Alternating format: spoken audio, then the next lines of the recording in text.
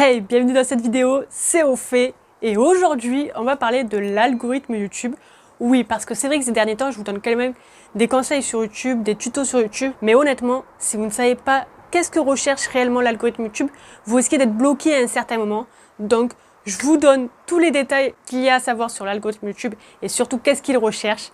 C'est parti, on voit ça juste après l'intro qui n'existe pas. Let's go! Déjà, qu'est-ce que c'est qu'un algorithme? Un algorithme, c'est une intelligence artificielle, un petit robot en fait, qui va analyser vos vidéos YouTube. Il veut que tous les internautes restent sur YouTube le plus longtemps possible. Donc vous, en tant que YouTubeur, vous devez créer du bon contenu pour que les internautes restent le plus longtemps possible dans vos vidéos et donc sur YouTube, tout simplement. Mais c'est pas aussi simple que ça, parce qu'il y a à peu près 400 heures, oui 400 heures de vidéos mises en ligne par minute tous les jours. Donc c'est juste ouf. Et donc pour vous démarquer de cette concurrence, qu'est-ce qu'il faut faire? Eh bien c'est simple. L'algorithme YouTube, son objectif numéro 1, c'est de surtout trouver des vidéos qui plaisent aux internautes. Parce que si ils trouvent des vidéos qui plaisent aux internautes, les internautes vont rester le plus longtemps possible sur YouTube. C'est stratégique tout ça. Donc du coup, il va analyser vos vidéos YouTube, tout simplement. Donc la première chose à se mettre dans la tête, c'est de déjà se dire qu'il ne faut pas plaire à l'algorithme YouTube, il faut plaire à votre audience. Pourquoi? Parce qu'en fait, l'algorithme YouTube va analyser votre vidéo, mais qu'est-ce qu'il va analyser dans votre vidéo? Il va analyser les likes, les dislikes, les commentaires, parce que s'il y a des commentaires, c'est que la vidéo est intéressante, ou peut-être que parfois il y a des haters, mais voilà. Il va analyser le contenu que regarde votre audience et le contenu qu'elle ne regarde pas. Et quatrième point, et c'est le plus important les amis, il va analyser combien de temps les internautes visionnent votre vidéo.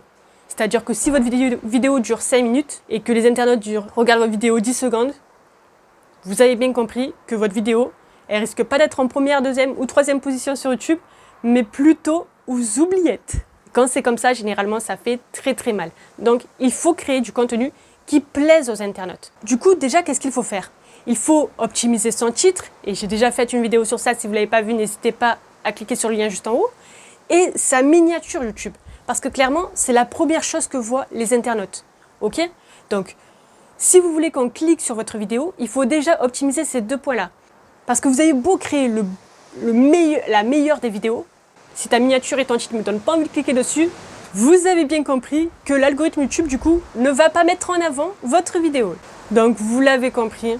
Il faut plaire à votre audience, comme ça vous allez plaire à l'algorithme YouTube. Donc vous optimisez vos titres, votre miniature, votre contenu de vidéo, parce que si par contre vous avez optimisé ces deux points, mais que votre vidéo honnêtement elle plaît pas à votre audience, ça sert à rien. Essayez parfois de mettre quelques vidéos populaires de votre thématique. Par exemple, je sais que dans la thématique de la musculation, du sport, ce sont les abdos, comment faire des abdos ou combien en faire, etc. qui fonctionnent le plus. Donc du coup, si vous êtes dans la thématique du sport, voilà, vous faites une vidéo populaire sur les abdos. C'est une vidéo populaire et donc ça va forcément attirer des personnes. En fait, c'est stratégique, hein, c'est simplement pour attirer des internautes dans votre vidéo et donc sur votre chaîne YouTube après. Ce qui est favorisé, ce sont les préférences de l'audience. Parce que le but même de YouTube, c'est qu'on reste le plus longtemps sur sa plateforme. Donc, au plus tu vas faire du contenu qui plaît aux internautes, au plus les internautes vont rester sur ta chaîne. Et au plus, YouTube sera content et va te mettre en première, deuxième, troisième position dans YouTube, tout simplement.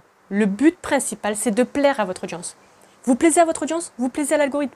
C'est bête, mais c'est comme ça. L'objectif numéro 1 de l'algorithme YouTube, trouver des vidéos qui intéressent les internautes. Et le deuxième objectif, c'est d'inciter les internautes à continuer à regarder d'autres vidéos qui les intéressent. Vous, les YouTubeurs, vous pouvez rentrer dans ce critère. Pourquoi ? Parce que vous pouvez faire en sorte que les internautes restent le plus longtemps possible sur YouTube, mais sur votre chaîne YouTube. Et oui, bien sûr, c'est mieux. Parce que, ok, c'est cool qu'ils restent longtemps sur YouTube, mais vous, honnêtement, vous vous en fichez. Le mieux, c'est qu'ils restent sur votre chaîne, on est d'accord.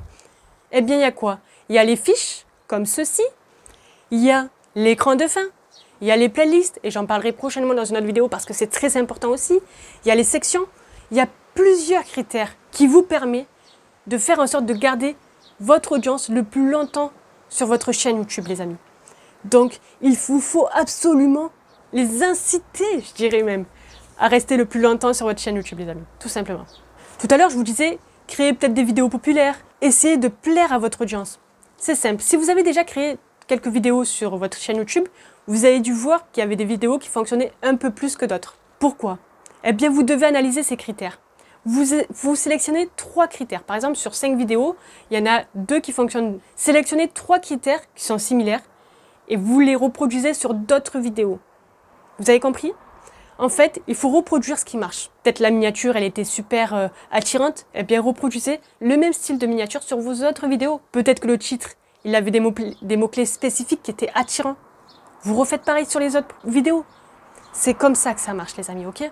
Pour analyser ce qui fonctionne sur YouTube, vous avez YouTube Analytics sur Creator Studio et vous regardez toutes vos stats.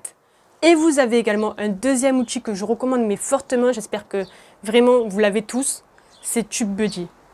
Il vous permet d'analyser mais énormément de critères, donc ne négligez pas cet outil, ok? Et voilà, c'est la fin de cette vidéo, j'espère que vous avez aimé. N'hésitez pas à liker, à commenter si vous avez des questions supplémentaires. J'y réponds du mieux que je peux, comme toujours. On se dit à la prochaine. Bye.